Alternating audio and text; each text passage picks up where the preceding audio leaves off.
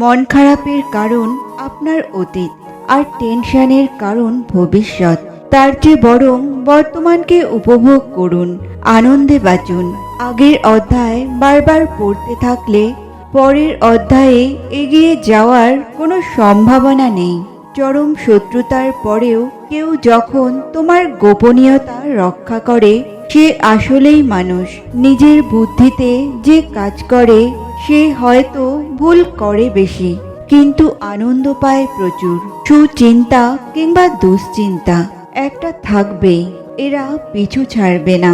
আজকাল চিন্তা হলো মানুষের এক ধরনের সঙ্গী।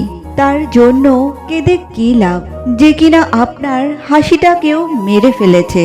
ভালোবাসা পৃথিবীর এমন একটা শব্দ, কিছু মানুষ একে ঘৃণা করে, আবার কিছু মানুষ ভালোবাসে। আমরা মৃত মানুষের অভাব বুঝি, কিন্তু জীবিত মানুষের আর্তনাদ বুঝি না।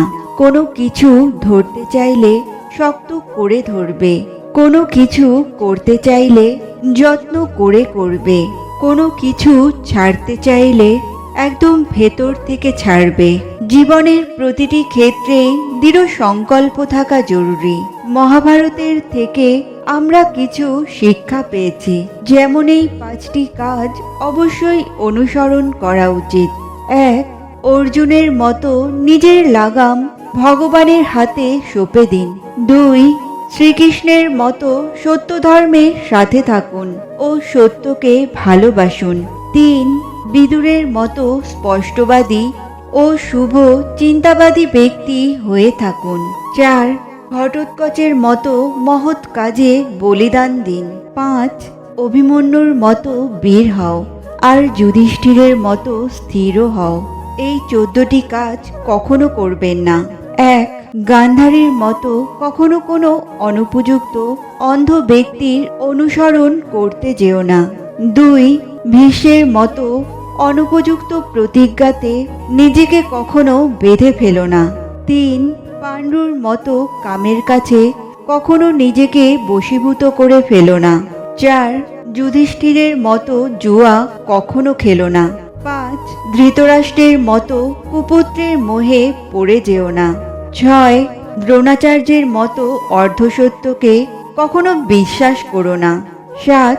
কর্ণের মতো কখনো কোনো দুষ্ট ব্যক্তির সঙ্গ দিও না। 8. কুন্তির মতো নিজেকে কখনো অনুচিতভাবে প্রয়োগ করো না। 9. দ্রৌপদীর মতো কখনো কোনো অনুপযুক্ত জায়গায় গিয়ে হেসে ফেলো না। 10. দুঃশাসনের মতো নারীকে কখনো অপমান করো না। 11. দুর্যোধনের মতো অহংকারী ও প্রতিহিংসা পরায়ণ হয়েও না। 12. পরীক্ষিতের মতো ক্রোধে এসে অনুচিত কাজ করে ফেলো না। 13. অশ্বত্থামার মতো নিজেকে কখনো অনিয়ন্ত্রিত করে ফেলো না। 14. শল্যের মতো কাজে নিরুৎসাহ করা বন্ধুর সঙ্গ ছেড়ে দেওয়াই ভালো। মানুষ প্রয়োজন মেটাতে যতটা প্রশংসা করবে, প্রয়োজন শেষ হলে তার থেকে বেশি বদনাম করবে। মানুষ অপরাধীকে খোঁজে শাস্তি দেওয়ার জন্য, আর আমাদের ঈশ্বর আমাদের খোঁজেন ক্ষমা করে দেওয়ার জন্য।